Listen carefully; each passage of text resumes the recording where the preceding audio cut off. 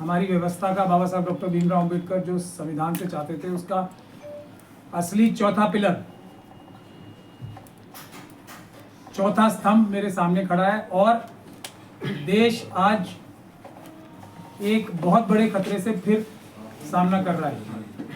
आज हमारी न्यायिक व्यवस्था जो लास्ट लाइन ऑफ डिफेंस मानी जाती है, आखिरी अभिरक्षा का जो दीवार मानी जाती है देश की डेमोक्रेसी बचाने के लिए, संविधान बचाने के लिए, उसकी क्रेडिबिलिटी पे बहुत बड़ा खतरा मंडरा रहा है। और मुझे आप लोगों को बहुत शॉर्ट नोटिस पे बुलाने की ज़रूरत इसलिए पड़ी कि इस खतरे को कम करने के लिए कोई कुछ नहीं कर रहा है। यहाँ तक कि हमारे सुप्रीम कोर्ट की जो कोलिजियम है एडमिनिस्ट्रेटिव साइड पे, उस खतरे को कम करने की कोशिश नहीं कर रही है, बल्कि उस खतरे के आग में घी डालने का काम कर रही है। इसीलिए मुझे आप लोगों को तकलीफ देनी पड़ी है। देखिए, भारत की जुडिशरी में करप्शन कोई नई चीज नहीं है, ये सब बोलते हैं, मैं भी कोई नई बात नहीं बोल रहा हूं। लेकिन मैं जो नई बात बोलता हूं वो ये है, मैं ढक छिपके या लाग लपेट करके बात नहीं करता हूं। पिछले 11 साल में, उससे पहले भी था, लेकिन पिछले 11 साल में हालात ये हो गए हैं कि मुट्ठी भर जजेस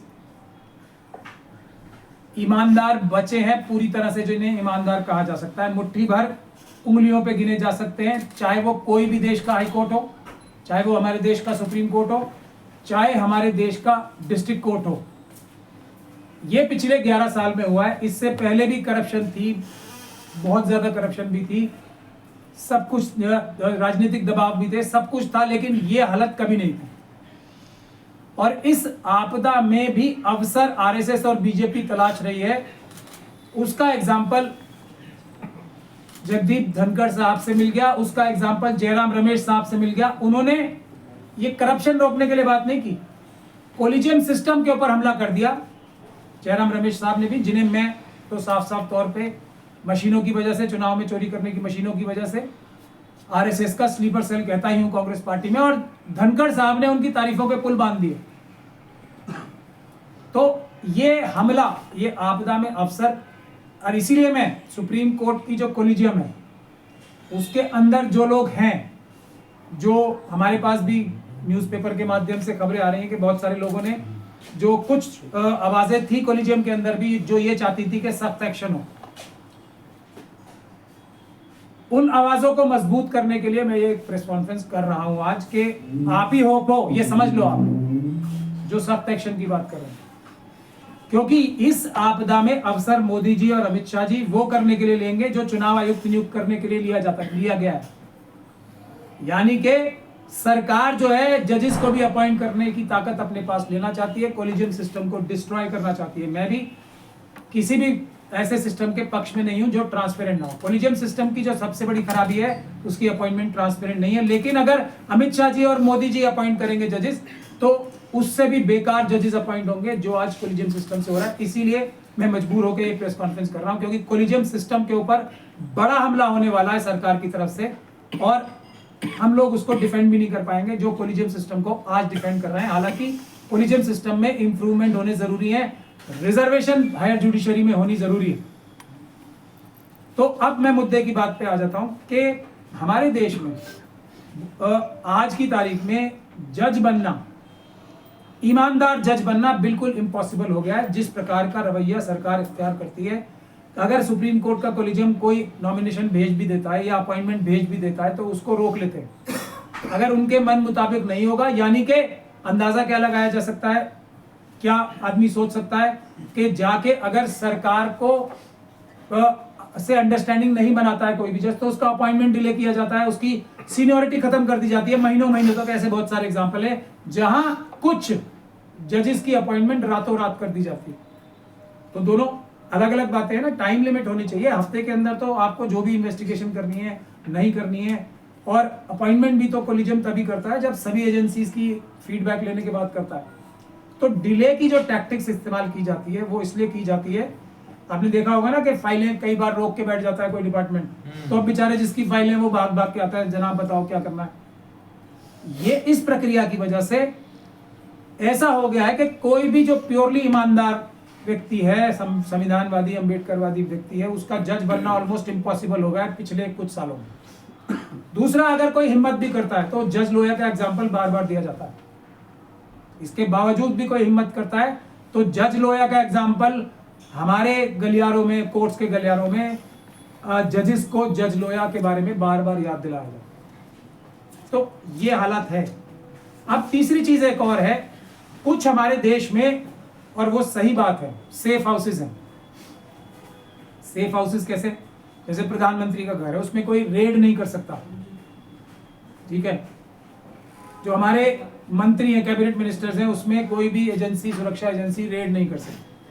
चीफ मिनिस्टर साहब हैं, उसमें तो आजकल फिर भी हो जाती है, लेकिन फिर भी बिना परमिशन के रेड नहीं हो सकती। जजेस जो हैं उनके ऑफिस में भी रेड नहीं हो सकती, कोई कार्रवाई कानूनी हो ही नहीं सकती। तो ये सेफ हाउसेस बन गए। अब ये सेफ हाउसेस होना इनका बहुत आवश्यक है संवैधानिक व्यवस्था को बनाने के लिए, देश में इंसाफ बराबरी बनाने के लिए, देश में संविधान का बोलबाला रखने के लिए। लेकिन अगर इस ताकत का मिसयूज भी हो सकता है, उसीलिए अगर किसी ऐसे व्यक्ति को जिसको संवैधानिक सुरक्षाएं बहुत ज्यादा प्राप्त हैं, किसी भी ऐसे ऑफिस को, तो उस ऑफिस के ऊपर इतना सा भी शक और शुबे की भी गुंजाइश हो ही नहीं सकती। ये इंश्योर करना हमारे सिस्टम की जरूरत है। तो जजेस इसी प्रकार की एक कैटेगरी में आते हैं।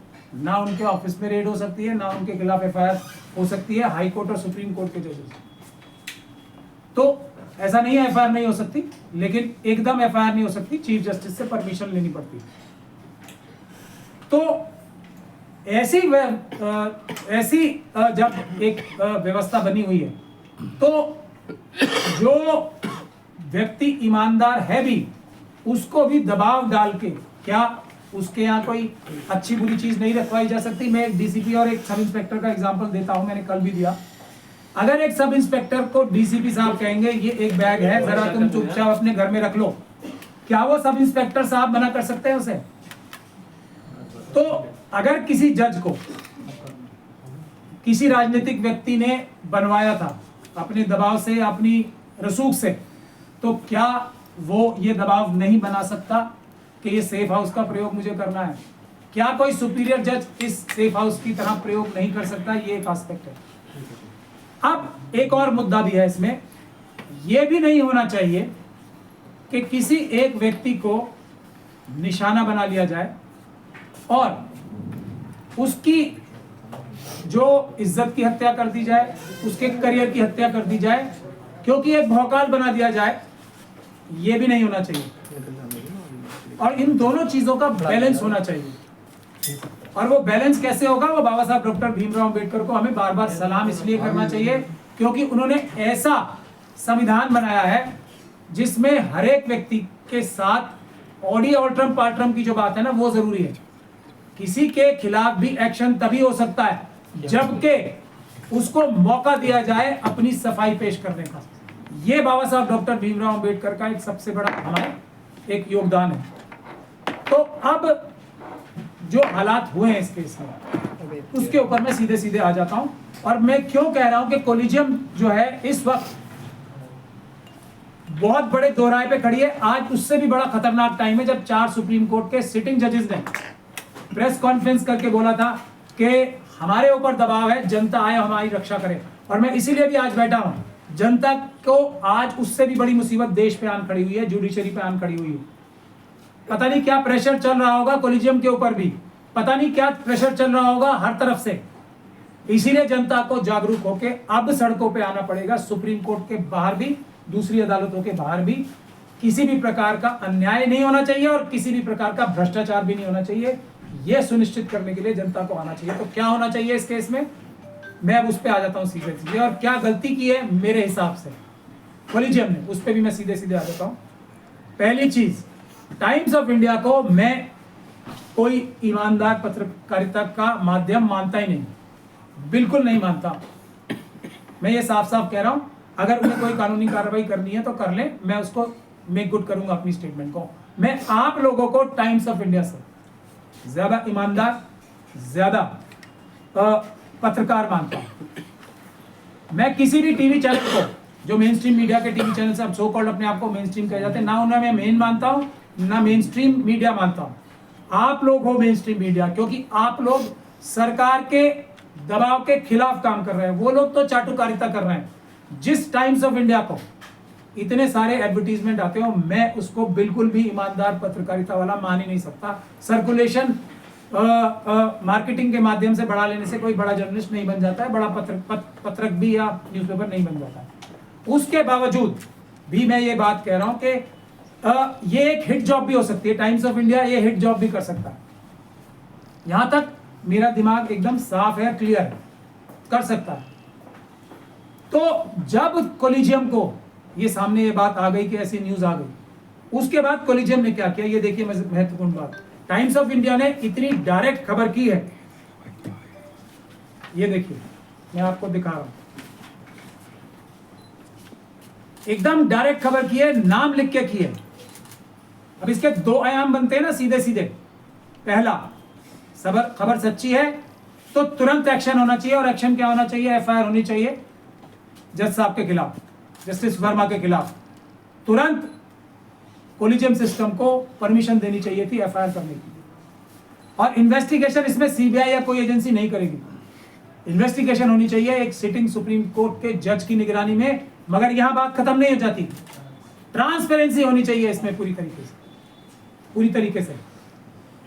और वो ट्रांसपेरेंसी एक ही तरीके से आ सकती है, और वो है कि जो इन्वेस्टिगेशन होगी उसकी वीडियोग्राफी होगी, ऑडियो वीडियोग्राफी होगी, और वो बिल्कुल सुरक्षित रखी जाएगी, ताकि कभी उसको किसी भी न्यायालय में टेस्ट स्टोन पे जो हमारा एडवर्सोरियल सिस्टम है ना, जो पक्ष विपक्ष का सिस्टम है, उसको टेस्ट किया जा सके कि ये इन्वेस्टिगेशन सही हुई है या किसी का पक्षपात करने हुई है।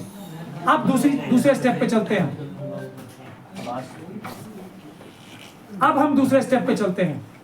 दूसरा स्टेप क्या होना चाहिए था? अगर सुप्रीम कोर्ट ने, अब ये एक मुझे जजमेंट की याद आ जाती है, सुप्रीम कोर्ट का एक, इसे स्टेटमेंट कह लो, प्रेस रिलीज कह लो, क्योंकि टाइटल भी नहीं है, मैं नहीं पता मुझे, और ना किसी के साइन है।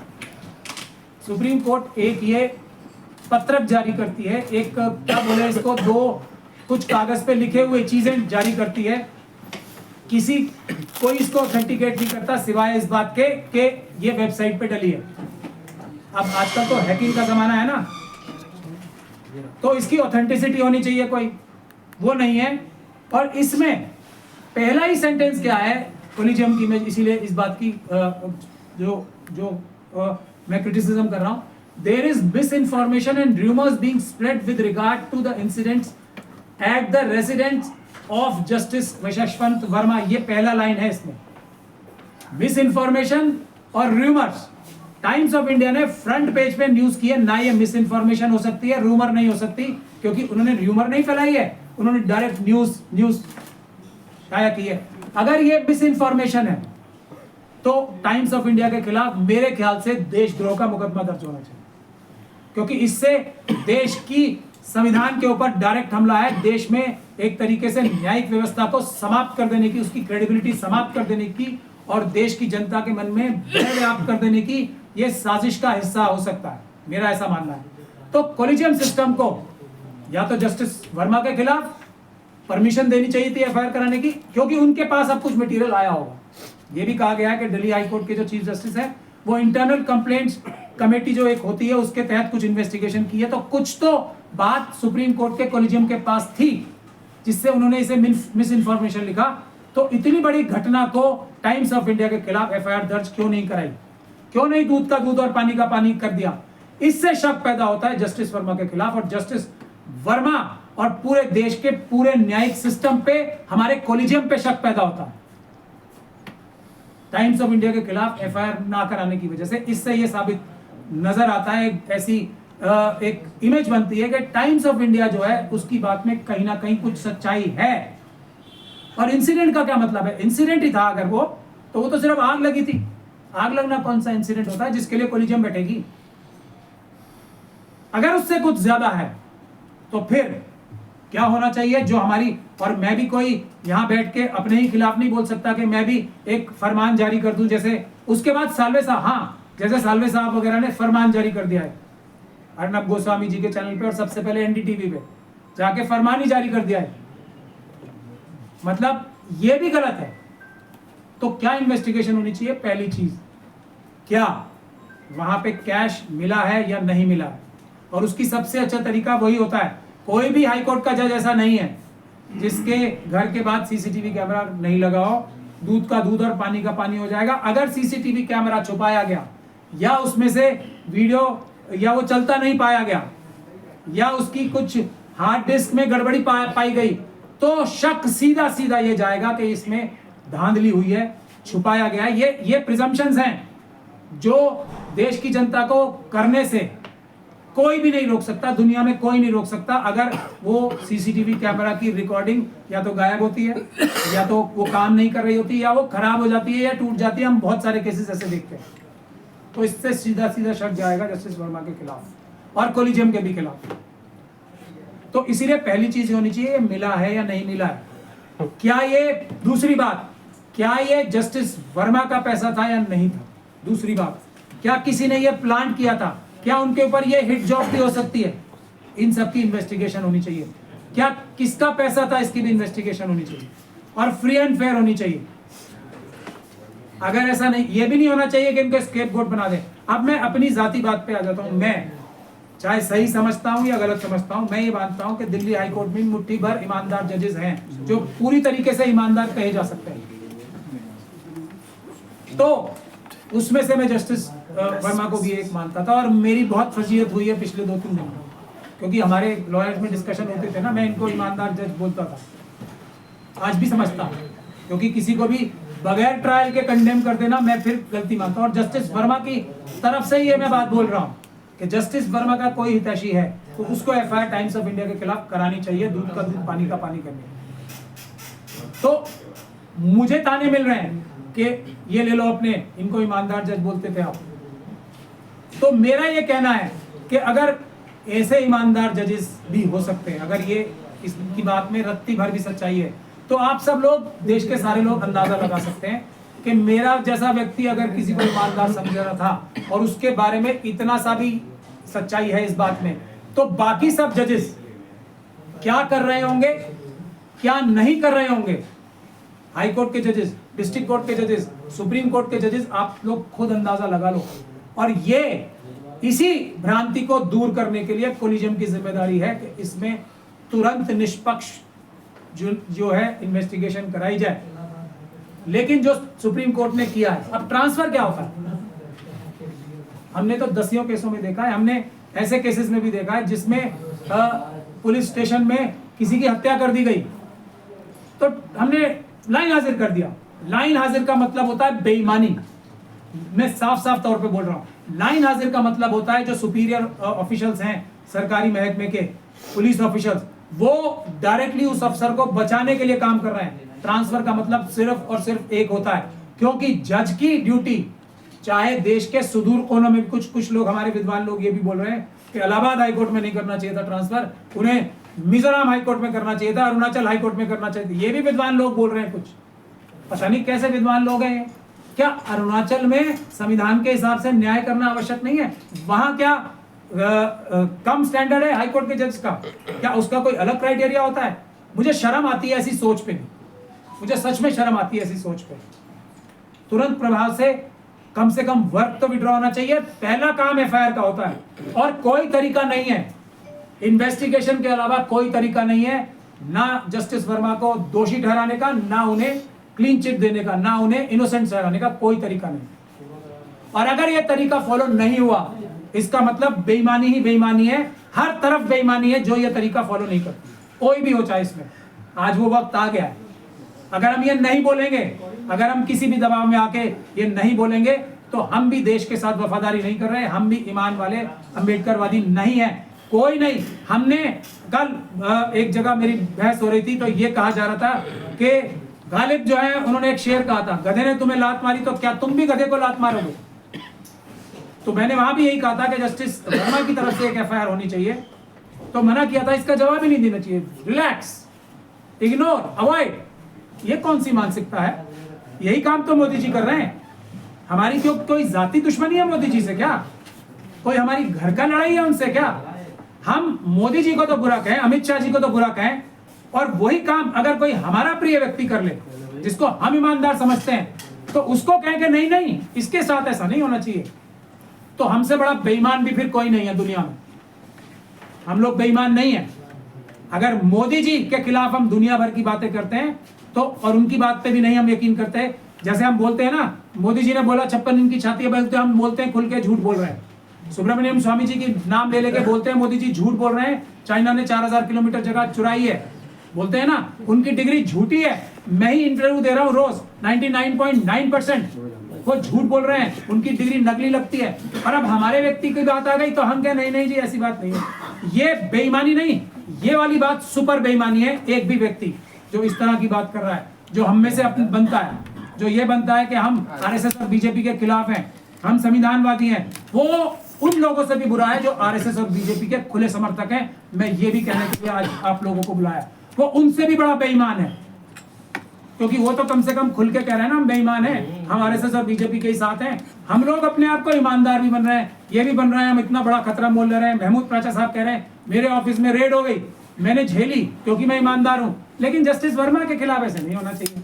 तो मुझसे बड़ा बेईमान और चोर कोई नहीं हो सकता, हो ही नहीं सकता, क्योंकि मैं उन्हें ईमानदार समझता हूं। तो इनके खिलाफ तो और भी सब टेस्ट होना चाहिए, और ये इनके लिए भी अच्छा है।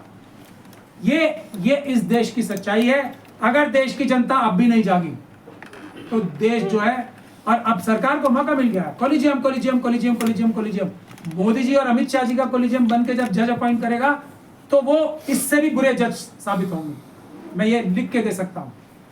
तो इसीलिए हमें जो हमारे जजेस हैं उनको ये समझ लेना चाहिए कि एक जो हमला है वो कोलिजियम सिस्टम पे। यहां मैं देश की एक बार को सलाम करना चाहता हूं। अभी हमारे दिल्ली हाईकोर्ट में भी इलेक्शन हो रहे हैं, देखते हैं कौन जीतता है।